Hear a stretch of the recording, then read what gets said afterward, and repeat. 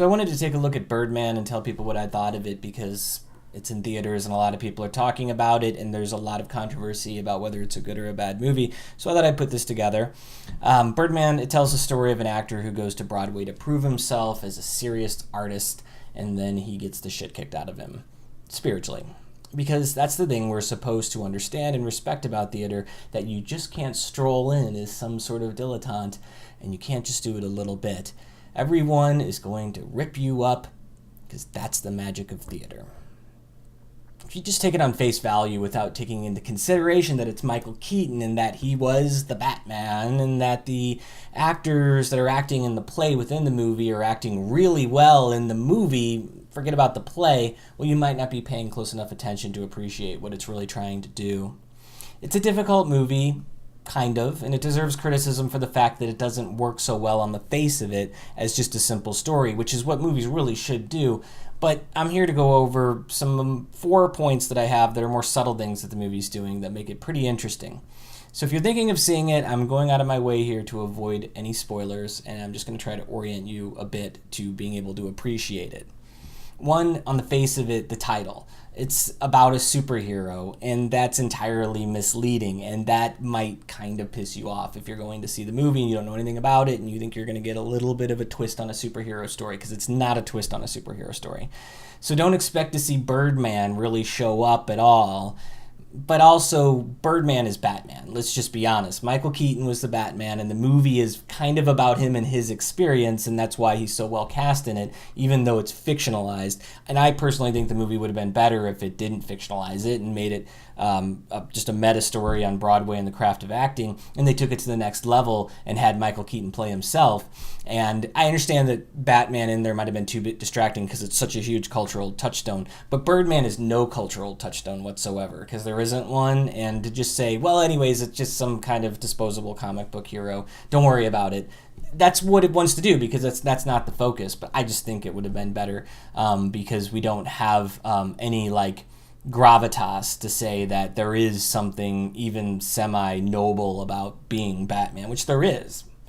And then second point I want to make is that the performances in this movie are really spectacular, as is the dialogue and the writing of it. It's deliberately making the real-life drama of the players in this play that's going on, the actors, have a more sincere and more meaningful ordinary life than what they're doing on the stage, which is kind of funny in and of itself because they badly want to capture some kind of transcendent emotion on the stage.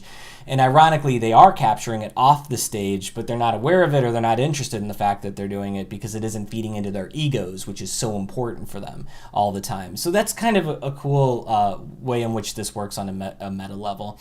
But one of the ways that the movie fails, probably the biggest way, is that we aren't invested in these characters and their relationships. There either isn't enough time, some of them are working really well, or there isn't just enough interest, and maybe it's doing too much for the tension that occurs between the characters to really kind of mean something to what's going on in their lives. So if you look at the Ed Norton and Emma Stone character, that they try to develop them together as having this rapport, and it feels very forced. And so when they're doing these beautiful performances, it would be great if they had more of a relationship. That's all I'm saying. The third point I want to make is about suspension of disbelief, and that's something that the audience is being toyed with, and it's supposed to succeed, and I can understand why some people wouldn't like it, because it starts off in the very first scene with it being ambiguous about whether Michael Keaton, the character, has superpowers, and as we increasingly see that he's alone when he uses them, it becomes clear that it's just a fantasy hallucination pretty early on. And there's also this voice in his head that we understand isn't really there, which we've seen done in movies before. And once it's established, the movie starts to toy with the viewer and let us at one point see people witnessing him using his power, which is sort of crossing that line to say it's validated now. But at this point, we're comfortable enough to understand that it's still fantasy. But that's a tricky thing for audiences, and it's almost a little frustrating. So I think it kind of goes a little too far as well when he's on top of the building, which we see here in the trailer, and what happens after that scene is like, well, okay, we really need to know what happened. And it's sort of like playing with the audience a little too much, and it's frustrating. But I feel it works well.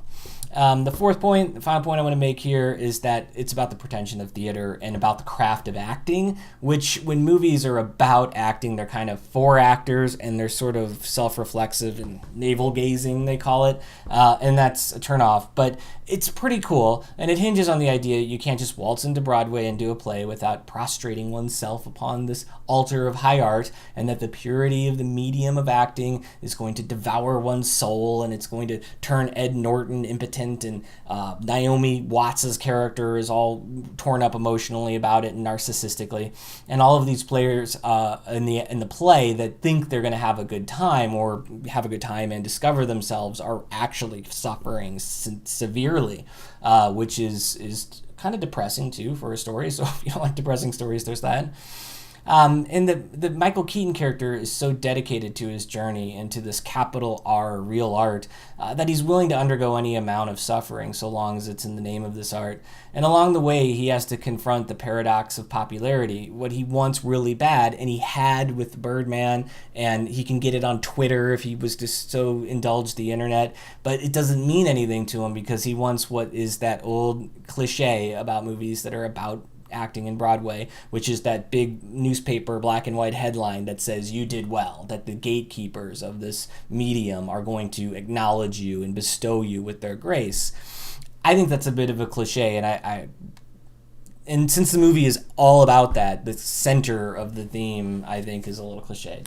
But what he discovers in the end is, this has been done too, that it's a bit of a Pyrrhic victory, and that of all the things he's accomplished and now having achieved the notoriety, and we kind of see this coming, it's now he's full of shit and everyone's full of shit and the world's full of shit and nothing really matters, and he's just a washed up actor and he can't change that and he has to embrace that.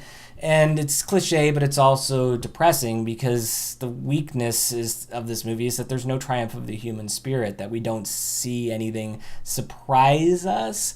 And the open-endedness of the ending is very sour note to end on. I don't like open-ended endings because I think that there can't be an open-ended ending because the whole movie has points in which it just directs you, and if it's occluded what happens afterwards, you can still insinuate it based on what's happened so far, and maybe little clues at the end, like we saw in Inception with a little spinning top. But if it is an open-ended, and then you can just accept that it's open-ended, you could say, okay, it's one of two things, and I'll just consider them at the same time. If you consider one thing, okay. If you consider the other thing, okay. It's not a really good ending anyway. Never mind the fact that it's open-ended. But and I'm going to assume what happens in the end based on the trajectory of the narrative arc, and it's super depressing, and that's what I think is the biggest disappointment about this movie, is that the ending is disappointing, and that the theme is depressing, and that the message about art and acting is cliche and it's been done before. But I think the performances, that's what it comes back to, is the way that fans of science fiction can enjoy movies simply for the special effects and for the action. Maybe you can enjoy this movie simply for the performances and the acting, because it's pretty cool, and I think it's worth watching.